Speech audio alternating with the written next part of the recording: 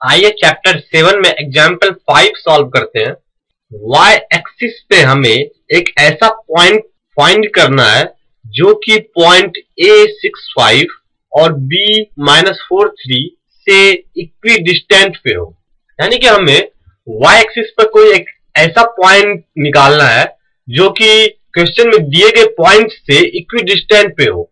आइए इस क्वेश्चन का सॉल्यूशन करते हैं।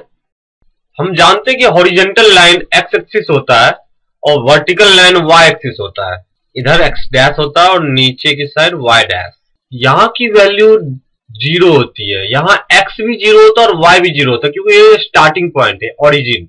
ओरिजिन के लेफ्ट साइड यानी एक्स डैश के साइड एक्स निगेटिव होता है और राइट साइड एक्स पॉजिटिव होता है। इसी तरह वाई के साइड वाई पॉजिटिव होता है और y डैश के साइड y निगेटिव होता है। x एक्सिस पे y की वैल्यू हमेशा 0 होती है, यानी x एक्सिस का जो इक्वेशन होता है वो y इज इक्वल टू 0 होता है। ये x एक्सिस की डेफिनेशन है, y is equal to 0। x axis पे हमेशा y की वैल्यू 0 होगी। इसी तरह y एक्सिस पे हमेशा x की वैल्यू 0 होती है, यानी x का जो कोऑर्डिनेट होगा y एक्सिस पे वो 0 होगा और x एक्सिस पर y का कोऑर्डिनेट 0 होगा। Let P0y is the point on y axis.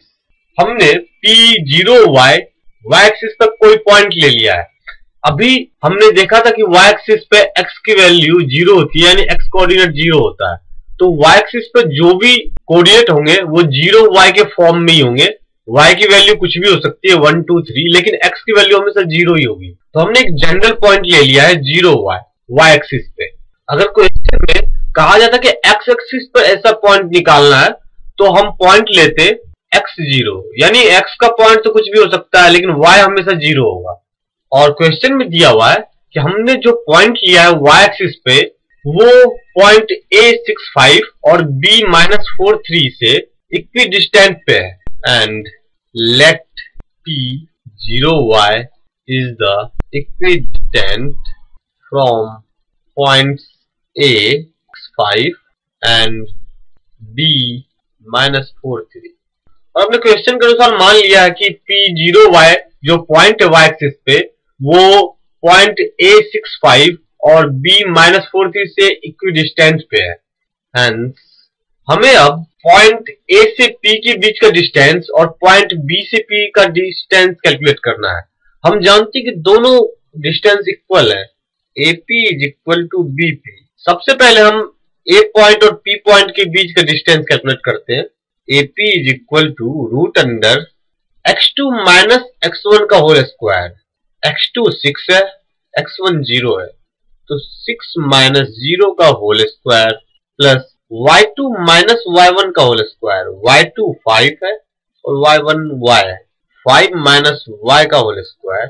इसी तरह BP होगा पॉइंट B और P के बीच का डिस्टेंस, तो BP is equal to root under x2 minus x1 का होल स्क्वायर, यानी माइनस 4 माइनस 0 का whole square plus 3 minus y का होल स्क्वायर।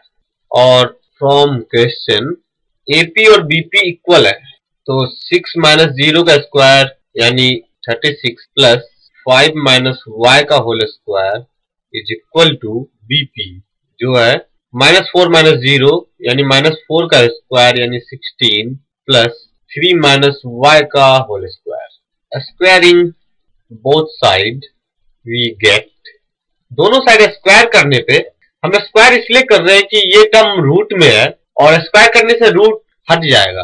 तो स्क्वायर करने के बाद that is 36 plus 5 minus y का whole square is equal to 16 plus 3 minus y का whole square. That is 36 plus 5 minus y का होल स्क्वायर यानी a माइनस b का होल स्क्वायर।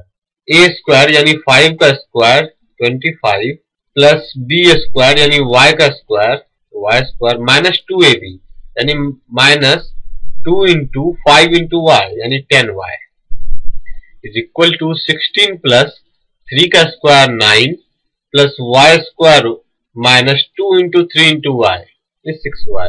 हमने इन दोनों को a माइनस बी के होल स्क्वायर के फॉर्मूले को ब्रेक कर लिया, a square plus B square minus 2ab, that is 36 plus 25 61 plus y square minus 10y, 16 plus 9 25 और अपोजिट साइड लाने में माइनस 25 हो जाएगा, तो minus 25 minus Y square plus 6y is equal to 0।